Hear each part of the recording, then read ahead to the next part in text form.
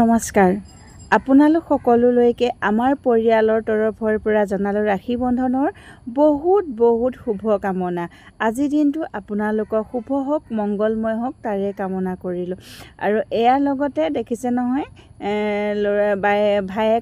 বায়েকে ৰাখী পিন্ধাবলৈ আহিছে আৰু দেউতাকেও কিন্তু পূৰা ফটো মৰাত ব্যস্ত হৈছে ককাই ভায়েকক ৰাখি পিন্ধোৱা।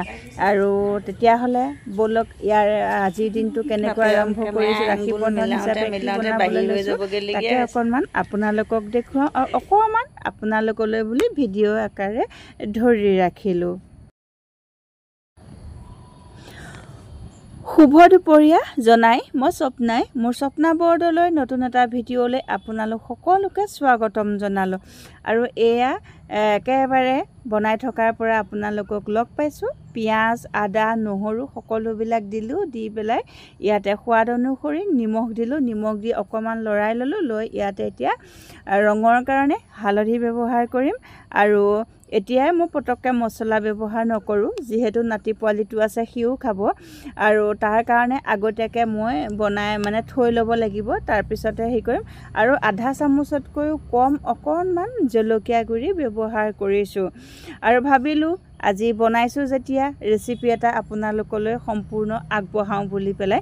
আৰু সম্পূৰ্ণকৈ দিবলৈ গ'লে আচলতে বহুত দীঘলীয়া হৈ যায়, তথাপিতো যিমানখিনি পাৰোঁ সিমানখিনি আপোনালোকলৈ আগবঢ়াবলৈ চেষ্টা কৰিম। আৰু এয়া এতিয়া মাংসখিনি দি দিলোঁ। খুব ধুনীয়াকৈ মাংস কাটি দিছে। আৰু এনেকুৱা ভালকৈ যেতিয়া মাংসখিনি কাটি দিয়ে আৰু সেইদিনা বনায়ো কিবা এটা ভাল লাগে। কিছুমানে মই কিন্তু সকলোৰে হাতে মাংস কাটিলে খাব নোৱাৰোঁ, বেয়া পাওঁ। আৰু কিছুমানে বহুত ধুনীয়াকৈ কাটি দিয়ে আৰু কিছুমানে কিবা থেতালি কটা নিচিনাকৈ হয়, ভাল নালাগে। আৰু ইয়াতে আলু দিলোঁ, কাৰণ আজি আলু খোৱা মানুহ আছে। আলু আমাৰ ঘৰত সকলোৱে খাওঁ, তথাপিতো নাতি পোৱালিটো আছে, তাক যিহেতু আলু অকণমান বেছিকৈ লাগে, আলুকণ সৈতে সানি দিলে সি খাই ভাল পায়। আৰু সি কিন্তু লেগ পিচ এনেকৈ টানি পেলাই খাই খুব ভাল পায়। সেয়া দুটা লেগ পিচো আছে লগতে। আৰু ব'লক ৰাখী বন্ধন হিচাপে এতিয়া অকণমান দুপৰীয়া চাহৰ যোগাৰ। এয়া আমি চাৰিওটাই চাহ খাবলৈ লৈছোঁ। চাহ 3টাই খাম আৰু নাতি পোৱালিটোৰ সৈতে 4টা, সেইকাৰণে 4টা মিঠাই আৰু 3 কাপ চাহ। গিলাচটোত যে লৈছোঁ, মই কাপত চাহ খাই বেয়া পাওঁ। মই গিলাচটোত লাগিলে আপোনাৰ এসহায় হওক, মই তেনেকৈ গিলাচত চাহ খাই ভাল পাওঁ। কাপত কি হয় বহুত সোনকালে ঠাণ্ডা হৈ যোৱা নিচিনা লাগে, সেইকাৰণে মই কাপত চাহ খাই পেলাই বেয়া পাওঁ।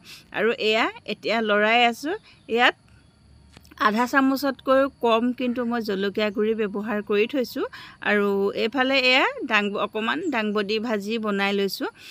আৰু আলু নাই দিয়া, আৰু তেলতে মই এনেকৈ অকণমান ভাজি দিছোঁ। আৰু দাংবডিৰ পৰাও যথেষ্টখিনি পানী ওলায়। আৰু এইখিনি আধা চামুচ মই এতিয়া প্ৰথমতে ইয়াতে ধনিয়া গুড়ি, জিৰা গুড়ি আৰু ৰঙা জলকীয়া, তেজপাত, গৰম মছলা সকলোবিলাক মই একেলগে মিক্স কৰি খুন্দি ৰাখোঁ ঘৰতে। আৰু যিহেতু নাতিটোৰ কাৰণে এক্সট্ৰাকৈ উলিয়াই থৈ এতিয়া আমাৰ কাৰণে এয়া মছলা দি দিছোঁ। আলু ভাগিয়ে গ'লগৈ আৰু অকণমান পানী দি দিছোঁ। এনেকৈ যদি আপোনালোকে বনাই খোৱা নাই, খাই চাবচোন, বহুত ভাল লাগে। আৰু গোটেই মছলাবিলাক যে আমি এইটো এটা নিজৰ কি হয়, আমি যেনেকৈ পেকেট মছলা কিনি আনো, পেকেট মছলাটো খোৱাটো ইমান ভাল নহয়। মই সেইকাৰণে ঘৰতে বনাই ৰাখোঁ। আৰু গোটা মছলা মই কিনি আনো, তাতে সকলোবিলাক মই মিলাই দিওঁ। আনকি শুকান তেজপাতলৈকে মই পিচি দিওঁ, এনেকৈ মছলাৰ লগত একেলগে ভাল লাগে খাই পেলাই। আৰু এনেকৈ ধৰণে যদি মছলাখিনি বনাই আৰু মাংসৰ তৰকাৰীখন খাই খুবেই ভাল লাগে। আৰু আজি ৰাখী বন্ধনৰ দিনটো আপোনালোকে কেনেকৈ পালন কৰিলে জনাবলৈ নাপাহৰিব। মোৰ এনেকৈয়ে গ'ল। আৰু আচলতে মোৰ শাহুমাৰ গাটো বৰ এটা ঠিক নহয়, সেইকাৰণে ভিডিঅ'বিলাক দিয়া দেৰি হৈছে, তেনেকৈ বনোৱা হোৱা নাই। আৰু ৰাখী বন্ধনৰ দিনা তাই আহিছিলে, আৰু ডাঙৰজনী ছোৱালী আহিছিলে, আৰু সেইকাৰণে এনেকৈ বনালোঁ। ৰাখী বন্ধনত ভায়েকক ৰাখী পিন্ধাবৰ কাৰণে আহিছিলে, সেইকাৰণে এনেকৈ সুদা ভাতনো কি বনাম বুলি ৰাখী বন্ধনৰ কাৰণে আজি এইখন থালি আপোনালোকলৈ আগবঢ়ালোঁ। মাংস, দাংবডি ভাজি, আম আচাৰ, জলকীয়া, নেমু আৰু ঔটেঙা দিয়া মচুৰ দাইল। ঔটেঙা দিয়া মচুৰ দালিখন আৰু লগতে পাঁচফোৰণে তেল মৰা কোনে খাই ভাল পায় জনাবচোন। মোৰ কিন্তু বহুত ভাল লাগে। আৰু এই থালিখন আজি মানুহজনৰ কাৰণে। এওঁ আকৌ আমাৰ এনেকৈ সজাই পৰাই দিলে খাই বেয়া পায়। তথাপিতো আজি এনেকৈয়ে দিছোঁ। পুনৰ লগ পাম আপোনালোকক মোৰ নতুন এটা ভিডিঅ'ত।